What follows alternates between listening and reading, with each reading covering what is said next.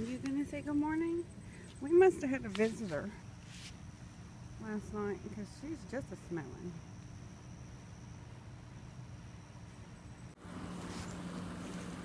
Well, look who finally joined us this morning. He slept in a little. Oh, are you gonna go say hi? Hmm? Oh! He just jumped right between my legs. Oh, he slept in this morning, so he may be full of energy. Oh, and it's a little windy. Yeah, is it windy again? I like it when it's windy. He, however, does not. Where are you going?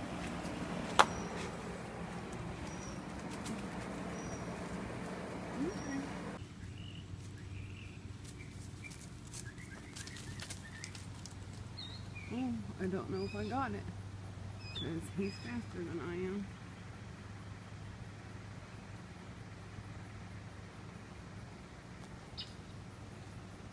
Yeah? Are you going up the tree?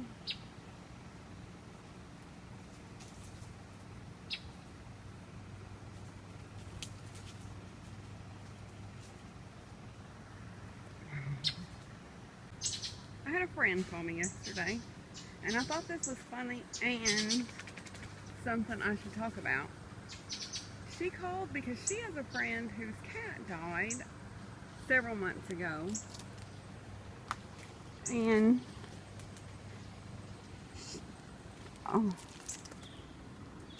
of course it was horrible and sad. Oh, look, are they gonna play? Oh, look. Now let's see what happens. Is it good? Yeah, that's fun. Fun. Is that fun? What happened, little bug? Anyway, so she told her friend to call me that I could get her a free cat that was needy. Now, my friend was serious, but she was joking. She's very cheeky. But it got me to thinking, because, you know, that's how I am.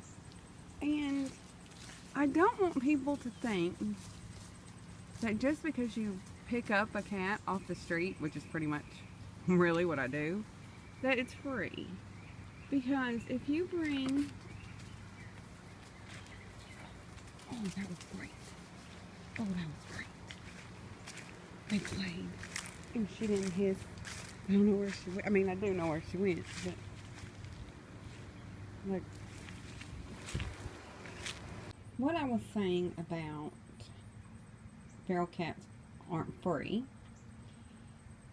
is, and everything I'm going to say sounds like common sense.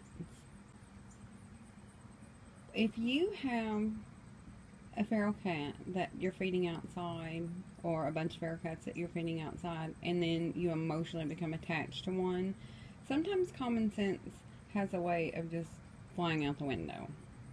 But if you are feeding these cats and you're on a limited budget, you have to think real hard about what's actually best for you and the cat.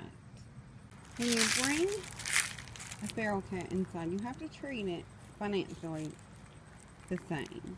They have to go to the vet. They have to be spayed and neutered. They have to have their shots. If they're inside-outside cats like mine, they have to have parasite preventatives on a regular basis. They will, from time to time, need vet care.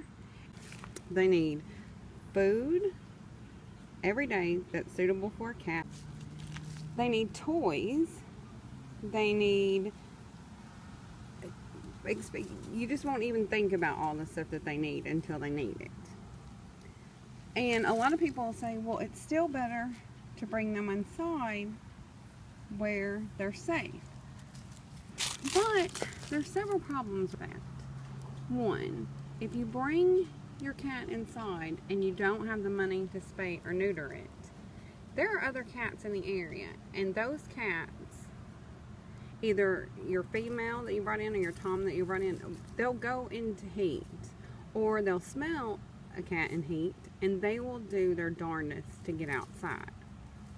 What happens when they get outside is they no longer have their territory they had before because another cat has moved in. So now this cat's outside again. It no longer has a territory. There's probably, the pecking order has changed, and it has to start all over again. Whereas before, it had a place that it went at night that was relatively safe. It knew where it belonged in the pecking order, and it knew how to take care of itself. It had made it that far, you know, it made it as far as you being able to bring it in, but now it has to start all over. Now, I'm not saying if the cat is, you know, able to be placed in a home or called, you know, like the TNR services or anything like that. If those are options, yes, look into them. All I'm saying is if you personally can't, you know, afford it, then it might be best to just keep taking care of it the way you're taking care of it outside. Because the other thing that comes into play when you start bringing cats inside but you can't financially take care of them are hoarder situations. And what happens is you get emotionally attached to this cat and you bring it inside and you can't get it fixed and you can't get it shots, and then another cat shows up and the same process happens, and another cat, and then those cats aren't fixed, so they start having babies. And it is all well intentioned, and I understand that, but that's no better. That's, you know, it's no better for them than when they were outside and, you know, had control over taking care of themselves. This is how they look when they came in. Wiener is standing guard. SheRa is ignoring Genji. And Genji's just mad. I think Genji's is a combination of the wind and being frustrated with SheRa, but she has been playing with him more. She really has.